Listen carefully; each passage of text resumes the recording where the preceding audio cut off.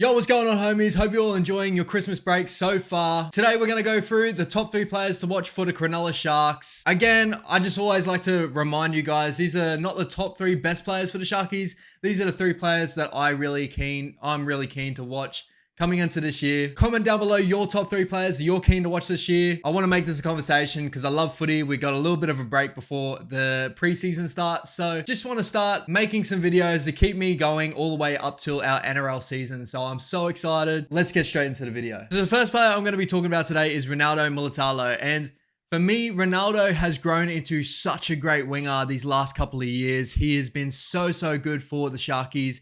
These are a couple of stats that will help you change your mind if you don't really think he's that great, or, just even look into him. So out of 24 games last season, he had 17 tries, 30 line breaks, 82 tackle efficiency, which is amazing for a winger, especially for the amount of traffic he gets, 3,608 run meters on an average with 150 run meters per game, and 99 tackle breaks. Old mate couldn't crack the 100, unfortunately, but 99 is still such an amazing stat for a winger of his caliber. So what I love about Ronaldo, he is a competitor, and what I'm so excited for this season is to watch him continue to grow and get bigger on bigger stages. We saw in the World Cup, he was so good for New Zealand in the World Cup. It would have been awesome for him to play for the Maroons or something like that if he was able to, but unfortunately, we all know the story behind that. But he's just got this little edge over the top of him. You watch him play, some people may call it being a grub, some people may call it so many different things. I just think he's in the contest every single game. He's always turning up. There's never really a game I'll watch Ronaldo and he's not doing the most. He's always doing as much as he can for his team. He's such a hard runner, really good footwork, finishes some amazing tries. He had some amazing tries last year.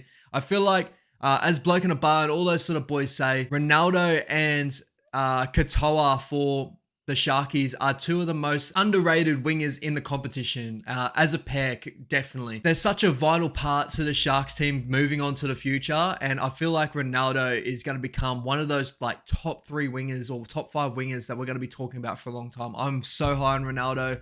I love the way he plays. I love his competitiveness. So Ronaldo, shout out to you, bro. Hope you have a good season next season. Next player I want to get into is the big man, Talakai. So number 2 on my list is Talakai. He has been amazing last season. He pretty much had a really a breakout year last season. The Seagulls game definitely helped with so much of it, but even without the Seagulls games, a lot of people thought he went quiet, but honestly, if you check out his stats and check out the way he actually played for the rest of the season, he was consistently there every year, every game, coming up against some of the best centers in the competition and actually holding his own. He didn't even have a full preseason at that center position. So I honestly believe this season, this preseason he's having, is all going to be tuned up for his center position. So he may lose a little bit of weight. He might get better footwork, this and that. He's got amazing footwork for his size anyway. Just imagine if he just drops a couple of kilos, becomes a little bit more agile, but also keeping around the same strength. He is going to be so damaging. So here's a couple of stats for Sifa Talakai. 21 games last season. He had 9 line breaks, 86 tackle efficiency, which is a massive part to why I have him on the list. For a center to have that such a high tackle efficiency and be such a good defensive center, a lot of that does come down to his size. He's such a big, bulky center. But we have seen players before like Dave Fafita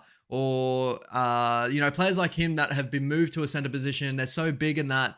But just there's little things about being center that you got to get right. And we see in that game for the Titans, it didn't really work for David Fafita. He found himself kind of pushing it a little bit more, too much space on his outside. Sifa Talakai seems to has that kind of locked down a little bit. So I'm really excited to see him grow a little bit more. 3,007 run meters on an average, 176 run meters per game, which is just mental. We just talk about Ronaldo Mulitalo.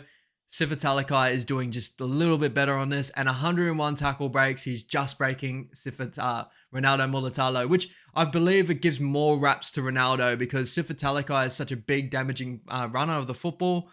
101 tackle breaks and 99 tackle breaks. Ronaldo is doing so much more with his little body, smaller frame, but Sifa is still such a handful, especially only for 21 games played this season. Made Origin. He didn't play the best in Origin. We all understand that. It was a crazy big year to even get there for your first year in that. Again, I cannot stress enough how big this preseason is going to be for him. He's going to be training solely as a center. He might have one of the best seasons next season. Who knows? I'm just really excited to see how he goes.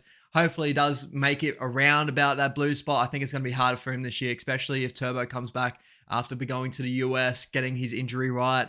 A couple of other instances of players that's going to come back. So I'm really excited that for the Sharkies, they've found a player like him and he's finally finding his potential as a football player. And lastly, we got Nicho Hynes, and we all knew I was kind of, well, I don't know if you guys knew, but I had always had an inkling. I was going to say Nicho Hynes every time. Dally M player last year. He is such a freak, especially for a player that this is his first time in the NRL playing halfback. I'm pretty sure he dabbled halfback in Q Cup a couple of times. He was mainly a fullback for most of it.